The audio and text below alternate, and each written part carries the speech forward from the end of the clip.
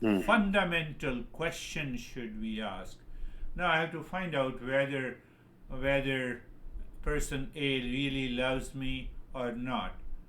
Second person loves me or not. Based on that, I will change my behavior and attitude. Then you are crazy, Yeah. according to Eastern wisdom. You have to find and discover that love in you. So once you discover and find the love in you, you can easily find out whether one person is loving you or not. Or it is based on attachment, delusion, and expectations. So it's a wrong Yeah. question to ask whether one person loves me or not. So when you found the love, then your nature is unconditional love. You continue to spare that unconditional love to everyone, whether one has some expectation or attachment or the second person does not have it, it hardly makes a difference. So when that unconditional love is expressed in the society, that is known as compassion. Yeah. Can you stop expressing that unconditional love once you found it? No. It flows like a river. You cannot stop it. Because can you stop old age? No. No. So, same way, you cannot stop that unconditional love. Can you stop that wisdom? No. Wherever you are, because you are expressing that wisdom. It doesn't matter whether you are a teacher or not. It doesn't make any difference. You are into that state of the wisdom. You perceive every event, every word, every condition based on that highest wisdom.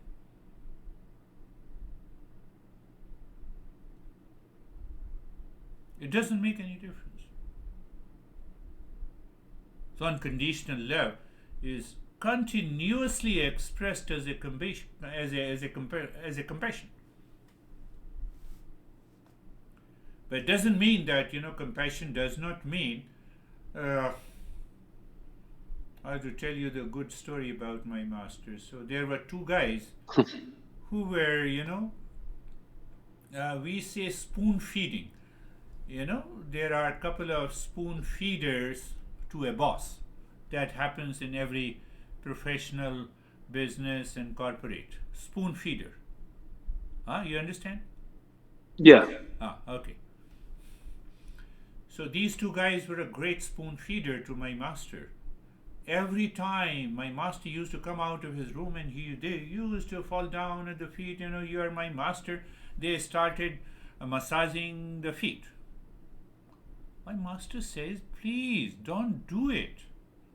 I'm not interested into this.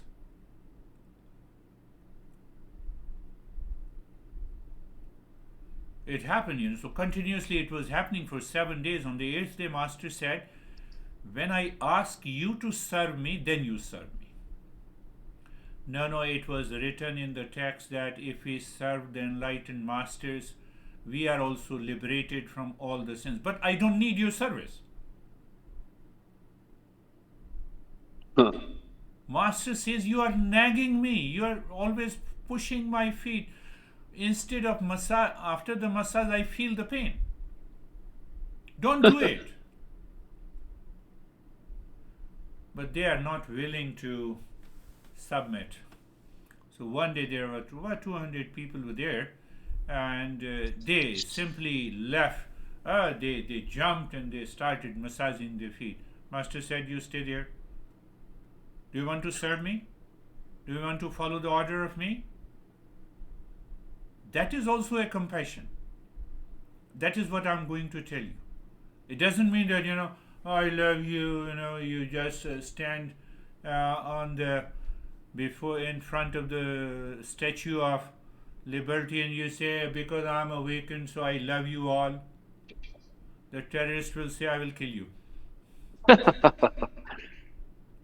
So people have total misunderstanding.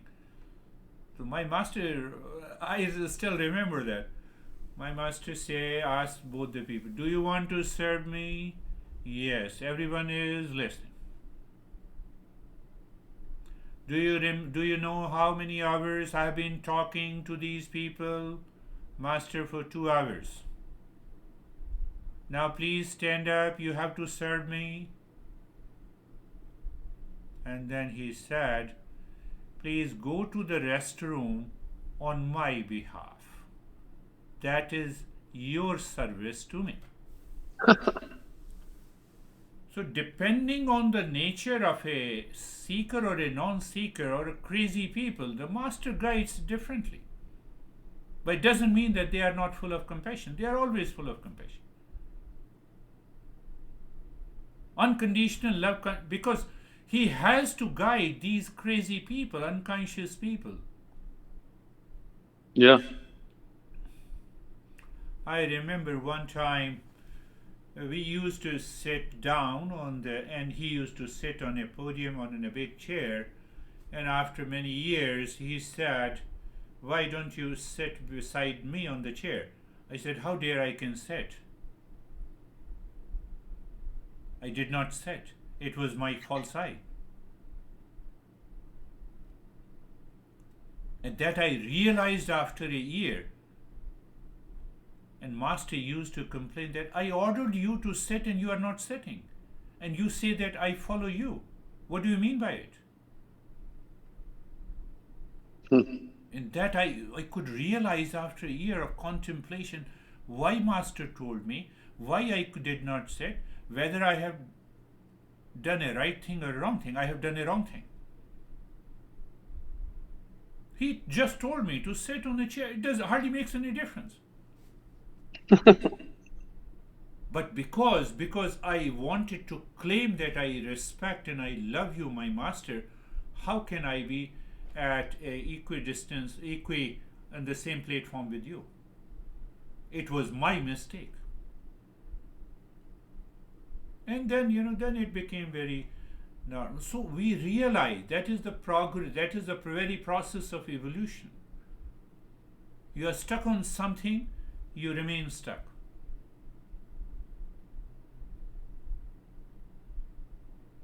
Yeah. So think of it, Kumbh Mela. You look at the videos and But of this Kumbh Mela, and 400 million people are going to take a dip during a 45 days period. All the traditions are meeting there. After 45 days, they will go to their own places. They have their own group of teachers and disciples and donors, and they will continue their journey. That is how our tradition is still alive. That wisdom is still alive. but the dip doesn't change anything. Like, do people have these? Do they have wishful thinking, thinking as soon as they get in the water they're going to be a seeker? I don't. There are two parts of it. Again, that we need to understand.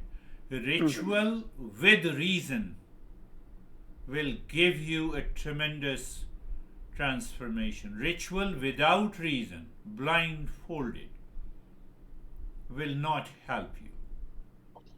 Okay.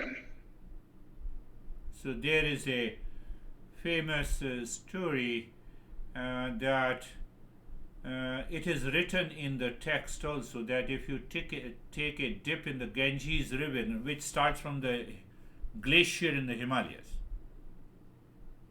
I'm not going into the scientific aspect, ritual and the reason. So it is written that if you take a dip in the Ganges River, all your sins will be removed. Now you have a total faith in it. How the military people fight their enemies. Faith is symbolic.